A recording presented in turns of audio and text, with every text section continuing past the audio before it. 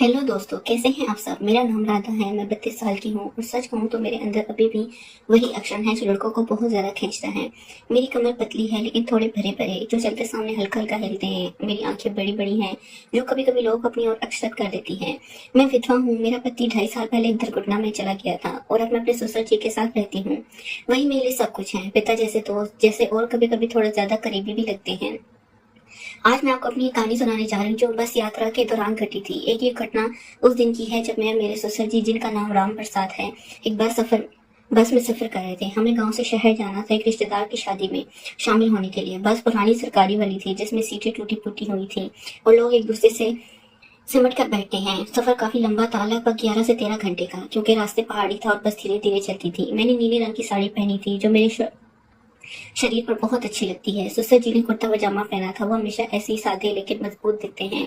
उनकी उम्र करीब 58 साल की होगी लेकिन शरीर अभी भी कसा हुआ था, जैसे गांव के मेहनती काम से बना हुआ हो। बस स्टैंड पर हम पहुंचे और बस में चढ़ गए। सीटें लगभग भरी हुई थी लेकिन हमें साइड वाली 2 सीटें मिल गई जहाँ 2 लोग साथ बैठ सकते हैं। मैं खिड़की वाली सीट पर बैठी और ससुर जी मेरे बगल में। बस शुरू हुई, धीरे धीरे रफ्तार पकड़ने लगी। बाहर पहाड़ नजर आ रहे थे, हरे भरे, और हवा ठंडी ठंडी आ रही थी।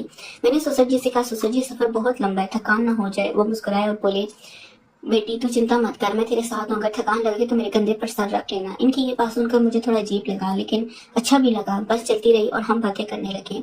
ससुर जी ने पूछा, राधा तो आजकल कैसी है, घर में अकेलापन तो नहीं लगता। मैंने कहा, नहीं ससुर जी, आप है ना, लेकिन कभी कभी रातें बहुत लंबी लगती हैं, नींद नहीं आती। वो बोले, हाँ मुझे भी ऐसा ही लगता है, लेकिन हम साथ हैं, एक दूसरे का सहारा है। अगर कभी कोई जरूरत पड़े तो बता देना, मैं सब संभाल लूंगा।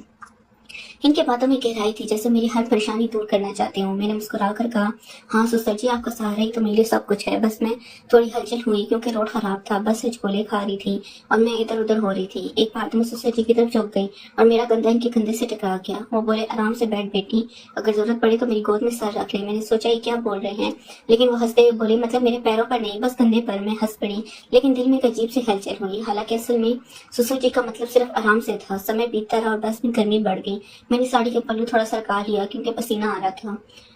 ससुर जी ने देखा और बोले, गर्मी लग रही है ना, मैं हवा कर दूं। बस में पंखा कहाँ था, लेकिन वो अपनी कमीज से हवा करने लगे। इनकी हवा मेरे चेहरे पर और थोड़ी गले पर लग रही थी।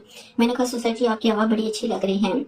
वो बोले, हाँ मैं जानता हूँ कैसे हवा देनी है, जो आराम दे। बस आगे बढ़ती रही और हम खाने की बात करने लगे। मैंने घर से पराठे लाए थे। ससुर जी ने कहा, बेटी तो मुझे खिलाओगी ना, मेरे हाथ थक गए हैं। सफर से मैंने बस एक पराठा इनके मुंह में डाला और वो चबाते हुए बोले, वाह तेरे हाथों का स्वाद ही अलग है। फिर बस में अंधेरा होने लगा क्योंकि शाम हो रही थी, लाइटें जल गई। ससुर जी ने कहा, राधा अगर नींद आए तो सो जा, मैं जागता रहूंगा। मैंने कहा, नहीं ससुर जी, मुझे नींद नहीं आ रही, आप अपने बारे में कुछ बताएं। आपकी जिंदगी में क्या क्या हुआ। मैं बताने लगी अपनी जवानी की कहानियां, कैसे गांव में काम करते थे, कैसे मेरे पति को बड़ा किया। लेकिन बीच बीच में कहते हैं, बेटी तू मेरी तरह मजबूत बन, शरीर को कस के रख। मैंने पूछा, कैसे ससुर जी। मैं बोले, रोज व्यायाम कर जैसे मैं करता हूँ, सुबह दौड़ना और शाम को थोड़ा वजन उठाना। इनकी बात सुनकर लगता था जैसे वे मेरे शरीर की बात कर रहे हों, लेकिन असल में वे सिर्फ सेहत की बात कर रहे थे। फिर बस एक ढाबे पर रुकी लेकिन हम नहीं उतरे क्योंकि सीट छूट जाती। बस में वहीं बैठे रहे। वहां से कुछ लोग चढ़े और बस और ज्यादा भर गई। अब एक आदमी हमारे पास खड़ा था। ससुर जी ने कहा, बेटी तू खिड़की की तरफ सरक जा, मैं बीच में बैठता हूँ ताकि कोई तेरे करीब ना आए। इनकी ये देखभाल अच्छी लगी लेकिन हम थोड़े और क्लोज हो गए। मेरी छू रही थी क्योंकि सीट छोटी थी। मैंने कहा, ससुर जी थोड़ा टाइट हो गया है। वे बोले, हाँ लेकिन मैं संभाल लूंगा, तू आराम से रहे, अगर दबाव पड़े तो बता देना, मैं एडजस्ट कर लूंगा। अब रात हो गई थी और बस चलती रही। मैं थोड़ी थक गई थी तो ससुर जी के कंधे पर सर रख लिया। वे बोले, आराम से रख बेटी, मैं हिलूंगा नहीं। इनकी सांसें मेरे बालों में लग रही थी और दिल में एक अजीब सी फीलिंग आ रही थी, क्या होगा अगर। लेकिन नहीं ससुर जी, ऐसे नहीं है। वे बोले, राधा तू जानती है, ससुर होने के नाते मैं तेरी हर जरूरत पूरी करूंगा, चाहे वो कोई भी जरूरत। लेकिन असल में वे भावनात्मक बातें कर रहे थे। मैंने कहा, हाँ ससुर जी, आप मेरे लिए सब कुछ हो। बस मैं अब सन्नाटा था, ज्यादातर लोग सो रहे थे। ससुर जी ने मेरी तरफ देखा और कहा, बेटी तेरी साड़ी थोड़ी सिरक गई है, संभाल ले। मैंने देखा पल्लू तो नीचे आ गया था। मैंने ठीक किया।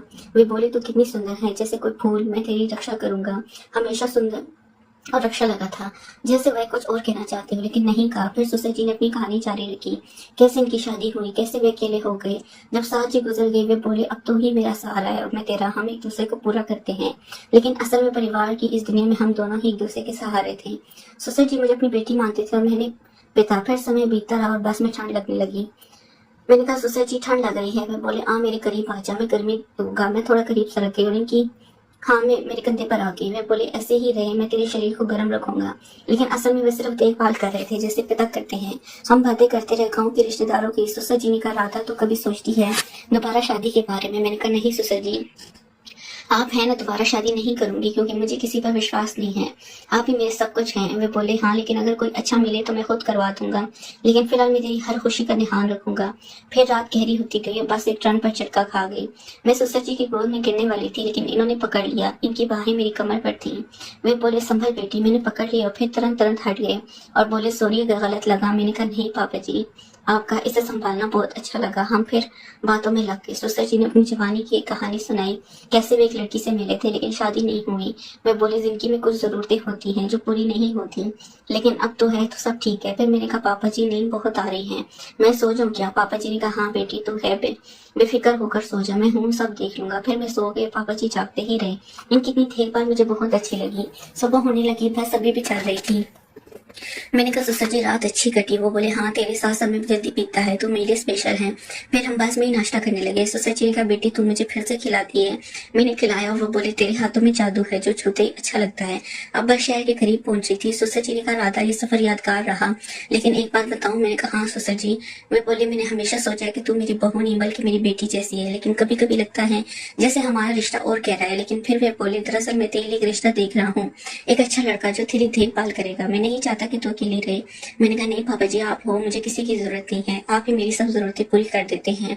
इतना कहकर मैंने पापा जी को गले लगा लिया। वे बोले ठीक है पहले हमें शादी पर जाने दो फिर देखते हैं।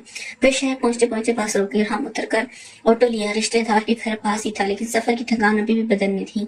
सुसर जी ने मेरा सामान उठाया, बोले बेटी तू आराम से चल, मैं सब संभालता हूँ, शाम को शादी है तैयार हो जाना। मैंने हामी भरी, लेकिन मन में बस की रात की यादें घूम रही थी। शादी के घर पहुंचकर हमें एक छोटा सा कमरा मिला जिसमें 2 बेड थे। मैंने साड़ी बदलकर नहाने का सोचा। सुसर जी बोले राधा पहले तो नहा ले, मैं पैर घुमा दूं, लेकिन अगर पानी गर्म ना हो तो बता देना, मैं गीजर चेक कर लूंगा। इनकी ये देखभाल हमेशा की तरह थी, लेकिन आज कुछ अलग लग रही थी। नहाते वक्त मैंने सोचा क्या सुसर जी सच में सिर्फ पिता जैसे हैं या दिल में कुछ और है। नहीं मैं ज्यादा सोच रही हूँ। शाम को शादी में गए, डांस हो रहा था, संगीत बज रहा था। सुसर जी ने मुझे देखा, बोले बेटी तो कितनी चमक रही है, आज चल थोड़ा डांस करे। मैं हंस पड़ी और इनके साथ थोड़ा नाची। बीच में हमारा हाथ छू गया। वे बोले आराम से, मैं पकड़ लूंगा। तुझे रात देर तक शादी चली और वापस कमरे में आकर मैं थक कर बेड पे गिर गई। सुसर जी ने कहा राधा अगर ठंड लगे तो मेरे बेड पर आ जाना। मैंने मुस्कुराकर कहा सुसर जी आप सो जाए, कल वापसी का सफर है। लेकिन सोते वक्त इनकी आंखों में एक अजीब सी चमक थी, जैसे कुछ अनकहा हो। फिर हम सो गए। लेकिन रात के करीब 2 बजे जब दोस्तों यहाँ कहानी आगे जारी रही कि अगले भाग में क्या क्या होगा, ये सब आपको अगले भाग में पता चलेगा। तो बने रहे हमारे साथ, चैनल को सब्सक्राइब करें।